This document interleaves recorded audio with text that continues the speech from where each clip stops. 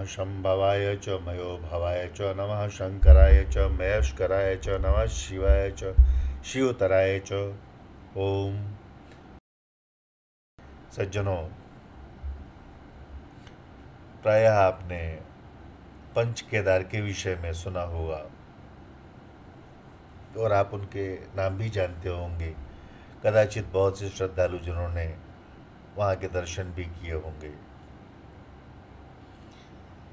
असल में पंच केदार की सारी कहानी पांडवों के स्वर्गारोहण और उनके केदारनाथ में शिव के दर्शनों से जुड़ी हुई है।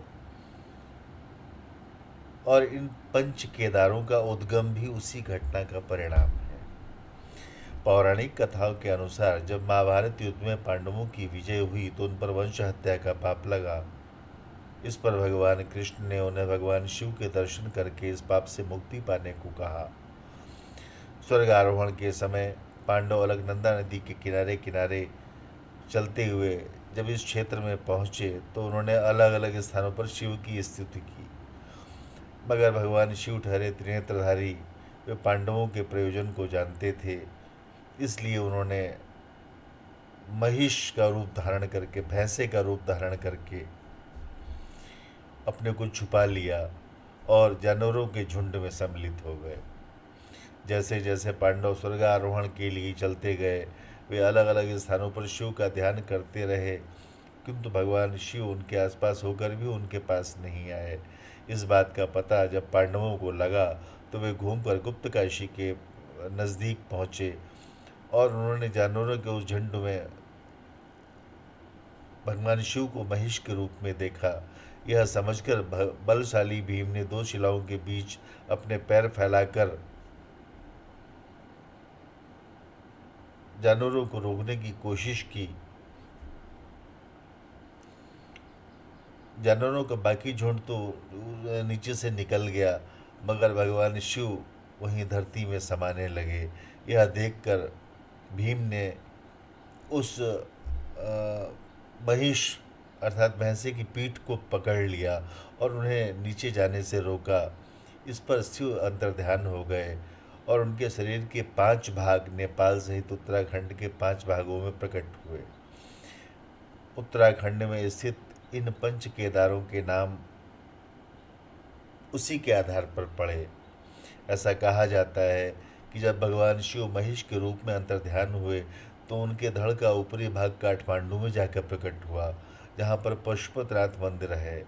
वहीं उनके बाकी हिस्से गढ़वाल के अन्य भागों में प्रकट हुए, जिनमें केदारनाथ, मदमहेश्वर, रुद्रनाथ, तुंगनाथ और कल्पेश्वरनाथ शामिल हैं। उत्तराखंड में स्थित यह पंच स्थल पंच केदार के नाम से विश्वविख्यात है। सज्जनों, यह जो पहला स्थान है जिसको हम केदारनाथ के नाम से जानते हैं, यह भगवान शिव का प्रमुख धाम है जो केदारनाथ के रुद्रप्रयाग जिले में स्थित है। और पंच केदार में सर्वप्रथम केदारेश्वर शिव के ही दर्शन किए जाते हैं। कहते हैं शिव जब धरती में समाने लगे तो भीम ने उनकी पीठ को पकड़ लिया, मगर शिव अंतर्ध्यान हो गए और उनकी पीठ की आकृति पिंड के रूप में केदारनाथ में प्रकट हुई। केदारनाथ में उसी शिलाखंड की पूजा अर्चना की जाती है। भीम द्वारा शिव को पीठ को पकड़ने से उनकी पीठ पर घाव बन गए थे। यही केदारनाथ में पूजा के समय शिला पर घी, चंदन आदि सामग्रियों का लेप लगाया जाता है। सज्जनों, दूसरा स्थान है मदमहेश्वर। मदमहेश्वर रुद्रप्रयाग जिले में ऊखी मठ में समुद्र तल से 3497 मीटर ऊंचाई पर स्थित है। मदमहेश्वर में शिव के नाभि की पूजा अर्चना की जाती है। पंच केदारों में मदमहेश्वर को द्वितीय स्थान प्राप्त है। मदमहेश्वर का पौराणिक नाम मध्य महेश्वर था, जो कालांतर में मदमहेश्वर के नाम से जाने जाने लगा। इसी क्रम में रुद्रप्रयाग के चोफ्ता में स्थित तुंगनाथ में भगवान शिव के भुजाओं की पूजा की जाती है, जो यह पंच केदारों में तीसरा स्थान प्राप्त है। इसे यह मंदिर टोंगनाथ या तुंगनाथ पर्वत के शिखर पर है, जो विश्व का सबसे ऊंचा शिवालय है।